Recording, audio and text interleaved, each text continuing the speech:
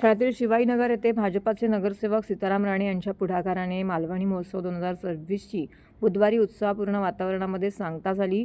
ग्रामविकास मंडळाच्या वतीने स्वर्गीय अजितदादा पवार महोत्सव नगरी शिवाजीनगर उन्नती मैदान येथे 28 ते 18 फेब्रुवारी दरम्यान रंगलेल्या 11 दिवसीय महोत्सवाला नागरिकांचा उत्स्फूर्त प्रतिसाद लाभला। बच्चे कंपनींपासून आबालवृद्धांपर्यंत सर्वांनी विविध स्पर्धांमध्ये उत्साह, आत्मविश्वास आणि खिलाडी वृत्ती दाखवत सहभाग नोंदवला। समारोप दिनी विविध स्पर्धातील पहिल्या 3 विजेत्यांना पारितोषिक, स्मृतिचिन्ह देऊन सन्मानित करण्यात आलं। कोकण ग्रामविकास मंडळातर्फे आयोजित मालवणी महोत्सवाला मत्स्य उद्योग व बंदरे विकास मंत्री नितेश राणे, भाजपाचे प्रदेश अध्यक्ष रवींद्र चव्हाण, आमदार संजय केळकर, कोकण पदवीधर मतदारसंघाचे आमदार ॲडव्होकेट निरंजन डावखरे, मंत्री महादेव जानकर यांच्यासह अनेक नगरसेवक, सर्वपक्षीय पदाधिकाऱ्यांनी भेट देऊन आयोजकांचं कौतुक केलं।